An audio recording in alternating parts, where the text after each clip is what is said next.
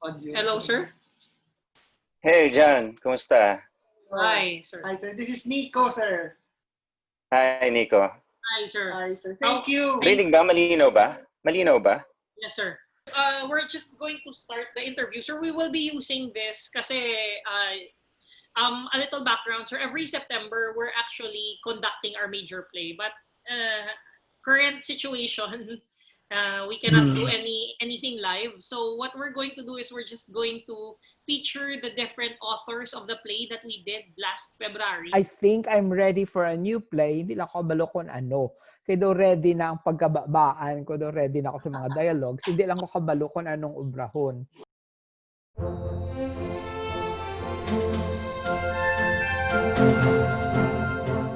As a director, it is my duty to create safe spaces for dangerous acts.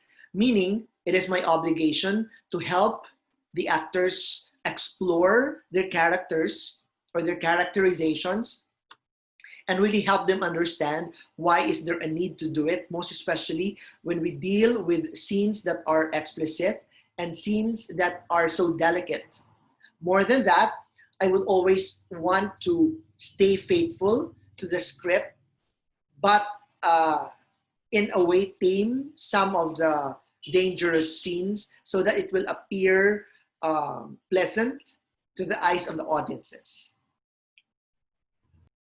It is with great pride and honor that we present to you our three Palanca winners, the three playwrights who made Commedia Dell'Arte possible. Dr. JOEM Antonio for the play Gabrielle, The Domestic Problems of Good King George. BERT LAZARTE for the play Senator Pancho Aunor's Blue Balls of Despair and Disillusionment. And Peter SOLIS NERY for the play Tic Tac Toe. Thank you to all of you.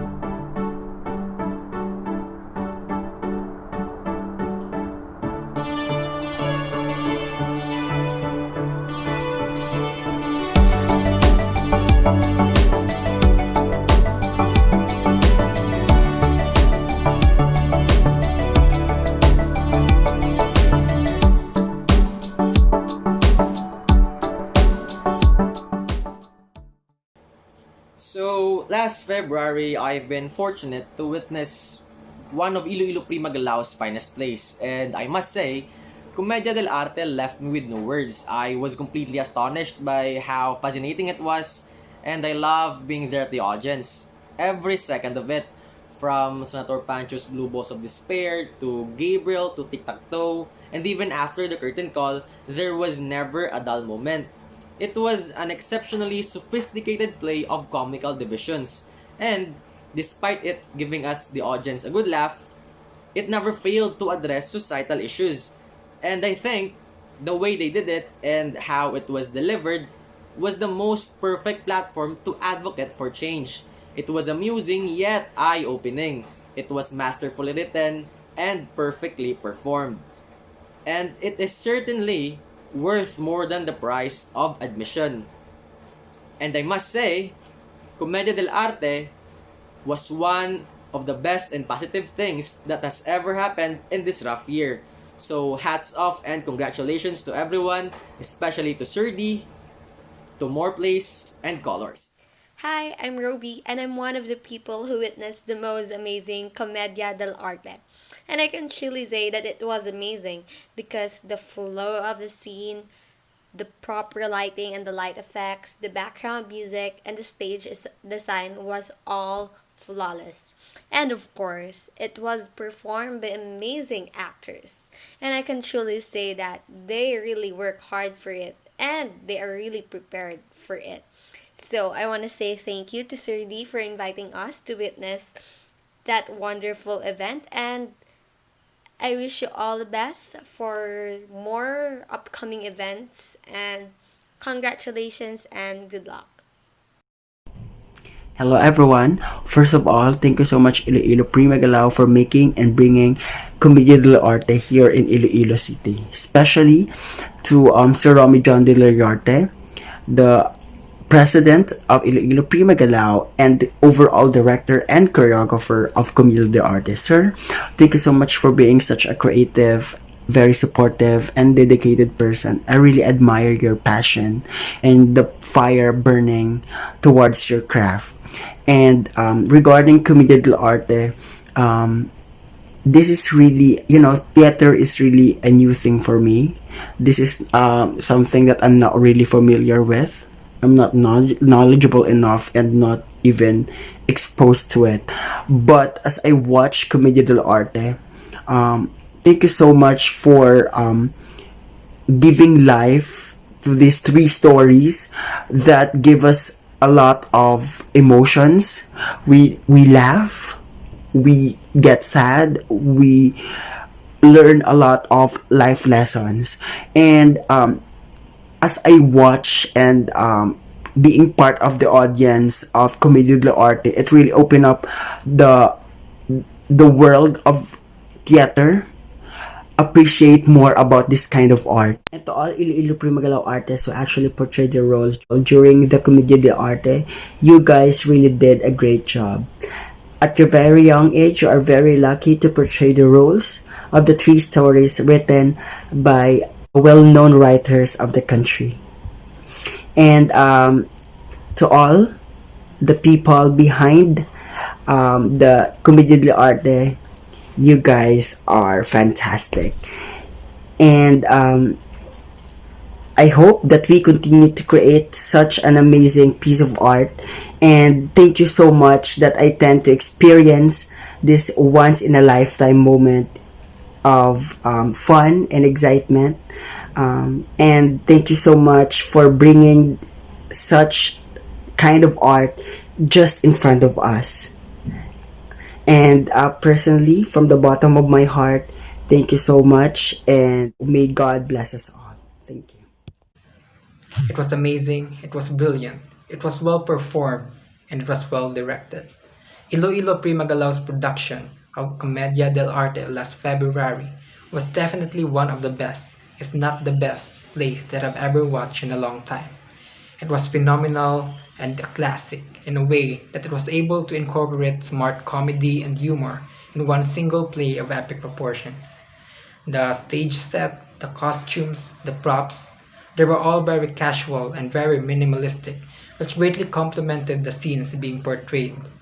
The lighting was spot on, and the dialogues were equal parts engaging and striking, and we could not ask more from that. If I could watch Commedia dell'Arte one more time, I would not pass up the opportunity. That's how good it is. Hello everyone, I am now Fritz Floyd Matukan and I am one of the live audience at the stage play Commedia dell'Arte. Upon watching the stage play, I was really amazed by how everything went smoothly. Like the costume, the plot, the setting, the characters, the props, the event itself, everything is just well organized and well planned. I think the stage play has three different stories and each story is really great and you can really get something from it. The most dominant genre of the stage play is comedy, and its main goal is to entertain people and to make people happy, and I think the stage play really captures it because I myself was entertained by it, and also other people, my classmates and my friends, because I've heard their feedbacks and it's really great. Thank you. Hi everyone, I'm Christine Chan and I play the role of Professor Sarabia and Iloilo Prima Galaw's Commedia dell'Arte, directed by Romy John Dell'Arte last February 2020. And I was ecstatic when I was doing the role because more than the fact that I get to showcase my talent for the Ilonggos people, the playwright was there to witness the whole thing come to life. As I play the role of Professor Sarabia, she became one of my favorite characters because she is fearless.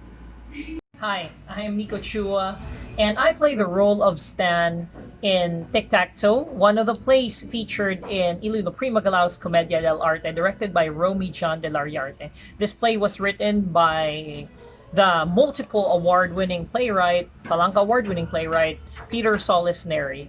And this was a very rewarding play because, as you know, Iloilo Prima Galaw is known for its child-friendly plays. But with Commedia dell'Arte, we pull out all the stops. We featured 3 different plays that tackle very controversial topics such as politics, homosexuality, censorship, and this play wasn't only challenging for the actors, it's also very fun and comedic for the audiences. And as I can remember, this has been the funniest play I've ever been in. So when this pandemic is over and when we get to stage it again, we hope to see you on stage together with us here in Iloilo Prima Galaw. I'm Juliana Amador and I play the playwright in the Tic Tac Toe production. This play has brought me places like the Pasinaya Arts Festival last 2018 and the Curis Festival this February 2020. To be able to portray a role of an oppressed but persistent playwright fighting for what he stands for in an environment that is nothing but constipated and pretentious and close-minded was a really huge blessing. The play speaks a lot about the sad reality that we are in, wherein people who stand with the truth are easily condemned just because the truth is a hard pill to swallow and it just simply doesn't fit the narrative that we have been living for so long. As an actor, this is my most fulfilling role and this is the most meaningful play that I've done. It has the right amount of humor and reality that hits straight to the hearts of people because it is a very much relatable play wherein we can learn so much about being more open and standing up for what is right. Hi, I am Jasmine Kimbuluitan. I am a senior artist of Iloilo Prima Galaw, and I played the role of Queen Gretel in JOEM Antonio's Gabrielle last February 2020 for Commedia Dell'Arte here in Iloilo City, and last 2019 for the Pasinaya Arts Festival in the Cultural Center of the Philippines, Manila. So first of all, the play itself was super fun, very well written. Me and the cast really enjoyed reading it for the first time, throwing lines, going through rehearsal process, blockings, workshops, and all that. They were all good times. Performing it in front of a Manila audience, of course, was super fun, super rewarding, a dream come true. And performing in front of an Ilonggos audience was super, super special, of course. Hello, my name is Attorney Earl Andrew Camara, and I played as Senator Pancho in Senator Pancho's Blue Balls of Despair and Disillusionment. And it was a unique experience. It was one of a kind. Since playing as a crazy guy, talking to his balls, it was hella fun. When I discovered that I could write during my teenage years, na-realize ko, yun lang kaya kong gawin. Hindi ako pwedeng mag-basketball, hindi ako pwedeng kung ano, basta writing lang. So, mas maganda na mag-focus doon kasi yun yung nagpaaral sa akin. When I was in grade 6, una kong nakuha yung copy ng Noli Me Tangere. For no reason, nakita ko lang siya sa bahay. Tapos, I didn't understand what a novel was. Hindi ko alam na isang contiguous story siya. Akala ko pwede kang bumasa ng chapter, tapos yun na yun, parang short stories. Pero, one night, na-realize ko na tuloy-tuloy siya isang novel yung Noli Me Tangere. Nung binasa ko siya from the start, tapos natapos ko siya a few days later. Tapos, ang laki ng impact nun sa akin. Kasi, first time kong ma-realize na may ganong possibility. Kasi previously, during those years, puro short stories lang, pambata lang yung nababasa ko. Tapos, first novel na nabasa ko, Noli Me Tangere pa. Ang laki ng impact nun kasi sobrang dramatic ng story na yun eh. Ang tumatak sa akin yung may isang scene doon na binabato si Ibarra, pinaparade siya, tapos binabato siya. Medyo hazy na yung memory ko. Pero yun talaga, na I remember, umiiyak ako sa living room namin. Kasi binabasa ko yung scene na yun, tapos sobrang laki ng emotional impact. And I was only 12 noon. So yun siguro yung unang nag-inspire, yun yung unang nag-seduce sa akin to try my hand in writing. writing through your school paper, or because it's a different story with different authors kasi sir eh. So some start with their publication, some just made a post out of it, made a blog out of it. How did you start? Well, I started syempre kahit siguro nag-start ako magsulat ng mga stories tungkol sa crush ko ng mga teenage years ng high school. So sinusulat mo sa diary mo yung kung gaano kaganda yung crush mo, ganyan. So pagdating ng college, by the time na tumuntong na ako sa kolehiyo, medyo nag-evolve na yung writing, medyo maganda na pagsawaan mo yung juvenilia eh. Kasi marirealize mo na meron pang ibang possibilities bukod dun sa ano. So pagdating ng college, nakapasa ako sa student paper sa Adamson University. And during those times, siguro early 90s, ang tagal na, huwag na natin masisahin yun. Early 90s, ang tindi ng mga aktivismo nun. So yun yung context, yun yung milieu na napasukan ko. Yung ganung klase ng writing. And yun nga, for the next, hanggang graduate ako, 5 years, yun ang nagtustos ng scholarship. Kasi pag naging writer ka sa student paper, full scholar ka eh. And it was such a big deal kasi noong time na yon, medyo nahihirapan yung parents ko na So, dahil scholar ako, medyo hindi na ako kasama sa count na kailangan nilang suportahan. So, upon graduation, when did you realize na pwede palang maging profession yung writing? Or, kasi yung context ng question ko kasi sir is that when do you realize that it's just a hobby or when do you transition a hobby into maging profession? Well, I realized that nung pagpasok ko sa student paper, second year college ako, naisip ko, meron ka ng growing awareness eh. Either magsusulat ka tapos papasok ka sa newspaper. Yun yung, okay, magsusulat ka ng novel tapos somehow magiging source of income yung novel. During those years, meron na kami mga discussions na ito lang gusto natin gawin pagsusulat, paano ba to as a profession. So, meron na kami nakikitang ganong, hindi pa kami graduate, hindi pa ako natatapos. Medyo meron na akong idea. Pero right then and there, alam ko na yun lang gusto kong gawin kasi para siyang madali para sa akin eh. Hindi ako nahihirapan eh. I realized hindi ko pala gustong maging reporter or journalist sa context ng pagsusulat. Kasi mahirap siya eh. Ang dami niyang, baka hindi ko pala siya may enjoy. So ang ginawa ko, ang naisip ko na lang, kung hindi ako makakapagsulat ng novel or ng literary works na gusto ko, siguro pagtsatsagaan ko muna yung corporate writing. So yun yung mga awakenings na yun. Kasi dito sa Pilipinas, pag writer ka, medyo mahirap ipilit yung gusto mo na, sige, novelista ako for life, gano'n.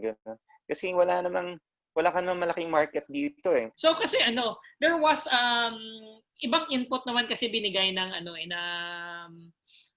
I'm sure you know Sir Peter Solis NERY.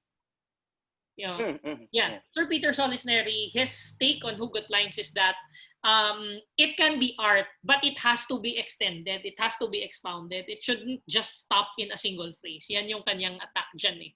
So I think it's safe. It's a good it's in between the gray area. It can be art, but it's not yet art. That's what I'm getting from you.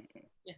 And also sir, jumping to the topic of the play. So when we were actually searching for a play to stage, I went to Manila. I personally went to Manila and went to the Palanca Library.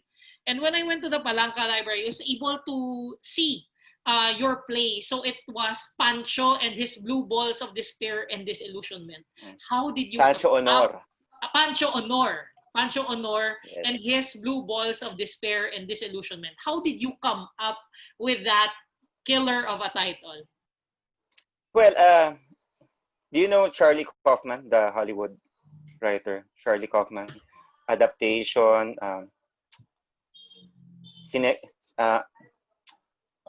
Anomalisa, those films. He had a an old film. It was called Being John Malkovich. Siyempre, bida si John Malkovich. So, may isang eksena doon na nakaubad si John Malkovich, sobrang awkward niya kasi hindi naman maganda yung katawan niya, ganun. Sumasayaw siya ng ballet. Tapos, pinagyabang niya yun sa girlfriend niya, I call this Craig's Dance of Despair and Disillusionment. So, naalala ko siya, sabi ko, mukhang pwede siya kasi, for example, yung naging discussion doon sa play, parang ganun siya eh. It was a dance between, eto nakakatawa, it was a dance between a senator and his own testicles. So how could be more bizarre than that title? Plus, isa pa, yung title niya, a tribute talaga yun, kaya Pancho siya kasi it was a tribute to Francis Magalona's dad, Pancho Magalona, you remember. And also, Honor, kasi Nora Honor. Parang I wanted to say na, alam mo yung Himala na movie ni Ricky Lee, yeah. Parang sinasabi na yung nagsasalta yung balls niya, walang himala doon kasi it was long in coming, parang judgment, parang ganon. So yun yung mga hidden messages ng title.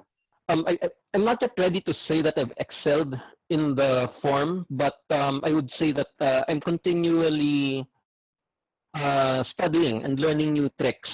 That's what I've been doing. I think it's part of the whole PhD process, and we're trying to push the boundaries of that particular field of creative writing forward. Generally, the idea here is what I have learned is that it's important to break down the creative process into phases. So generally, I follow around 3 to 4 phases. Like the first is the whole brainstorming phase, where I'm really just looking for an idea. Actually, the brainstorming phase is my default mode because in something I've learned is that there's no such thing as pure imagination. A lot of things you get from experience and observation. When you get the different bits and pieces of experience and observation, then you start putting them together, then you can come up with that. That's how imagination actually works. Once you, I mean, it's something as simple as if you were to think of the story of Little Red Riding Hood. And then instead of Little Red Riding Hood, let's put Goldilocks there. And instead of the big bad wolf, let's put 7 dwarves there. And then you just start thinking, okay, what would be the dynamics of, if it's Goldilocks visiting the house of the 7 dwarves? And I mean, the dynamics is going to be completely different as compared to Snow White. And that's how it begins. Now, the brainstorming allows you to come up with a concept. And then usually that concept, now, I mean, for me, a concept that works, I call it a spark. Okay, na parang, okay, this is a great idea. Now, well, actually, I only know it's a great idea if by a good number of days or weeks, or sometimes even months, the idea still kicks in, and when I say it out loud or I share it with others, it still sounds interesting. Sometimes it's a great idea at the moment, and then when you share it with others, it doesn't sound so great anymore. So somehow that's how I filter the ideas that I want to work on. And then afterwards, I try to turn that spark into what I would call a seed. Why do I call it a seed? Because, well, you have to really nurture it and then see if it grows. Okay, and by growing, I'm really more of talking about an outline. Generally, the way I test it out is, will I have a clear beginning with it? Will I have a clear ending with it? And the whole beginning, middle, and end, or at least the beginning, middle, and potential end, I should be able to phrase it in one sentence. Well, actually, when I wrote it, I would say I was still relatively young. I mean, I was still trying to discover my craft at that time. At least its earlier version. I was still trying to discover the craft at that time. And I was inspired actually by, I think, 3 things. I was able to encounter this book called The Rumpelstiltskin Problem by what was her name? Vivian van de Velde, who said that all um, all fairy tales had plot holes, and she came up with a collection in the Rumpelstiltskin problem, wherein she tried to she came up with around 6 or 7 stories, each time trying to fill the plot holes of Rumpelstiltskin to make it have sense. And eventually, I mean, I think for me that became a sort of inspiration. That yeah, I mean, I love fairy tales, and I mean, it's not just simply the Disney-fied fairy tales, but really fairy tales and Grimm's fairy tales. I was really a fan of that. So I said, yeah, okay, what are the patterns that I see? No? After reading the Rumpelstiltskin problem, I said, okay, what are the patterns that I see? I started realizing that the bad guys, I mean, the villains keep doing the same thing, right? And you know that the prince is going to win. I mean, why? I mean, if you want to, yeah, if you want to live a long life, don't bother with the princess. I mean, that was the initial idea, and then eventually I encountered 2 other works which kind of solidified the direction for me. Because I think the time I read the Rumpelstiltskin problem, I was part of a play that, no, I was part of, yeah, I was part of a production that was staging Edmond Rostan's The Romancers, which is in the basis for the Fantastics, wherein you've got it's a reverse Romeo and Juliet, right? Wherein the 2 parents are pretending to be enemies so that their kids will fall in love. So eventually, I started piecing it together. Now, what if the fairy tale bad guys are doing it on purpose? Because it's an elaborate matchmaking scheme. So in a way, yes, that's how Dolly the Witch came about. And then I think the third element was I encountered I was also able to read a play by A.A. Milne, the same guy who came up with Winnie the Pooh. And he had a play called what was the title? The Ugly Duckling, which had nothing to do with the Hans Christian Andersen Ugly Duckling, but rather it's about a princess whom everybody considered ugly, even though she was not, but only her true love would see that she's not. But yeah, I think if I were to combine that, and I mean, just break all the expectations of what this princess should be. She defies the whole scheme of, I mean, this weird matchmaking that these guys are doing. And then I think that would be a funny play. And I think the thing that I liked about The Ugly Duckling is that there were a lot of, I mean, the dialogue was so funny that it had, because nobody could really tell the king straight to his face that his daughter was ugly, so there was a lot of implications that the audience gets that the princess is ugly, but there's no, I mean, it's never directly said, and I really found that such a brilliant way of writing dialogue, and I said maybe I could do something similar, and that's the reason why you hardly see the Princess Gabrielle on stage and until the very end. It's written sometime in 2011, and I think before the years before that, I've been like a regular theater viewer in LA, and even movies. The movies at that time, the movies and the plays at that time, I think were concentrated like making homages to the arts, so there I saw Red, for example, about Mark Ruthko and all that. So I was just like thinking, can I write something that pays homage to theater? I was also looking for materials that are funny and thought provoking. So those are the considerations. I was just like trying to write another Palanca winner, and I also like realized that many of the Palanca winners kind of usually are arts or literature written about the art. So we talk about the stories of poets, of writers, of actors, of painters and all that. So like, and then that's the inspiration for Tic Tac Toe. I can write a play in 3 days, but the rumination period, that when you're thinking, when you're building, when you see the story arc, it takes a while before I see that. But once I do that, it's just boom, boom, boom, boom. And then I age it. I try to stay away from it for about a week. And then I take a vacation. I watch movies, I exercise, yada, yada, yada. And then I go back and then kind of, revise and, improve on. But with Tic Tac Toe, there is not much change except for I think the gay lingo. I'm not really very good with gay lingo, so I had to consult several people, and that took a little time because I wanted to make it sound. Tic Tac Toe was written in 2011, so this is almost 10 years ago. That's a decade ago. And at that time, I was trying to be a little careful.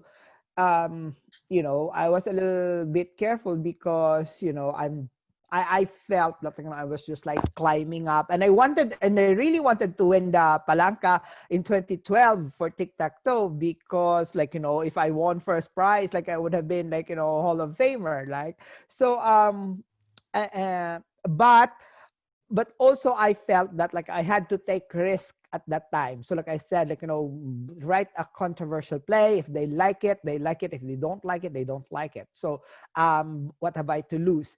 But more so now that I am 51 years old this year, I really don't care much about political correctness and censorship, especially because how do you censor, for example, people in the internet? People have naked dick toes. I go to Twitter and I see naked bodies and so who is policing this? Who is Tic Tac Toe?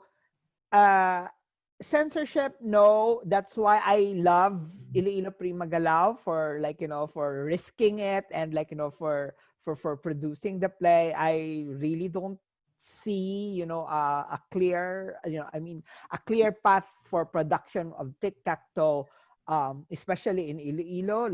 It might take me me personally to go to Iloilo and produce it myself, maybe in 2020 or 2021. But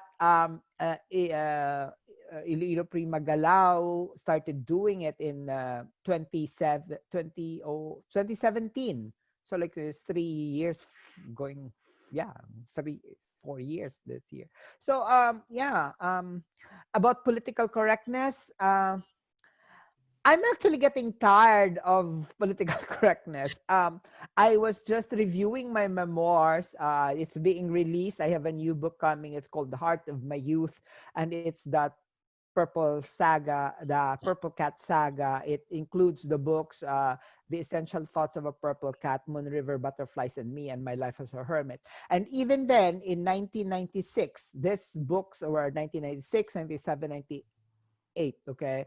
So even in 1996, I was already into pronoun shifts, from the he, she, being aware of the other gender pronoun. Good morning, sir! I brought you your breakfast! Are you alright, sir?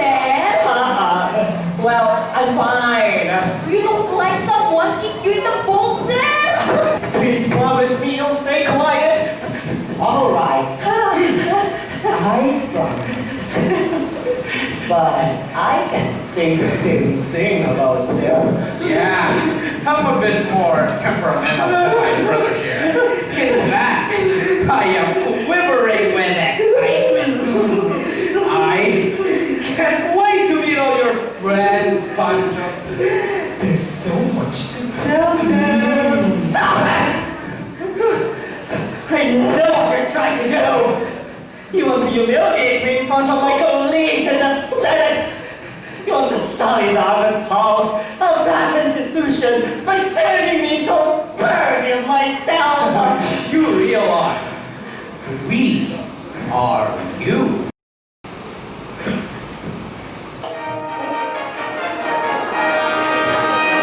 Now, this is pretty quick.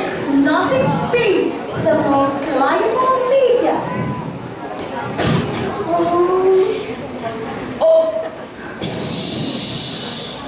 Greetings, Your Majesties. I am Prince Chuck. Hey! I heard there's a dancer. Mistress in the area. Excellent. What particular distress does this particular dancer seem to have? You lost the glass slipper. Oh, and I suppose a gang of goblins. Hey, took it from her. No. Yet, King, what are you doing here in the castle? It so happens that I live in it. How about you? What are you doing here in my castle?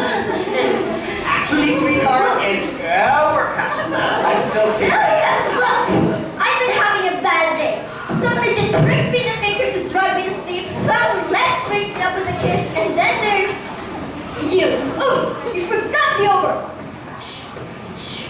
Actually, I thought the ogre was the only good thing that happened For their maximum explosive powers. To make the scene work, I want to help create a theater that speaks the vocabulary we use day to day. I want to draw a new audience into the theater and show them why it is exciting. Can you hear me? Words are all I have. Yes! You have the gift of words! Use it! Now listen to me! I know how important those labored and carefully cobbled words are for you! But to a director and producer for that matter, scripts are only blueprints, they are not cut in stone. I am a playwright. Every word I use is a conscious choice. Film, television, music, video, and the internet have changed the way we think.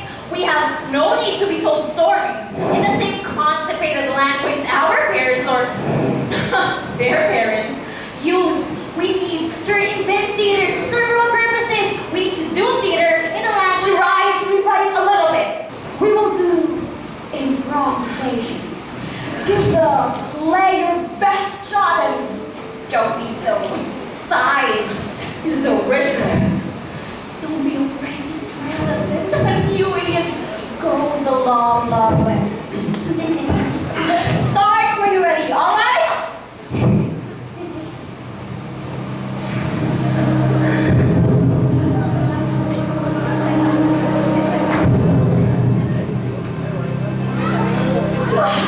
Oh my God! What the fudge? What the fudge? Stop! It's the first line of the dialogue, and we are already using God's name in vain. Can we say something else instead? Oh, goodness, perhaps. Goodness? Yes, goodness. Let's try that. Jenny, take it from the top.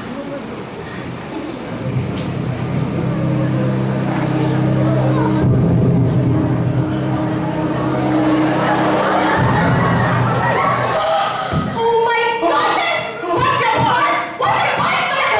Wait! I'll try. Mamma mia! Mamma mia! Mamma mia! My goodness! Great! No, people won't think of Mamma Mia spaghetti and chocolate fudge in their laundry display. How can people think of Don't be so hard on yourself. Okay, folks? Let's try it.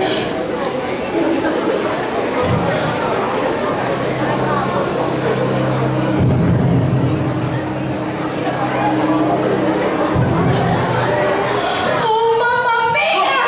What the fudge? What the fudge is that? Jesus, why? Stop! Stop! Here we go.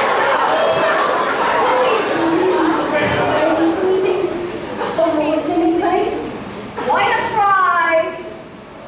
Tell that to the movie. Because it's a cliche. Okay, what about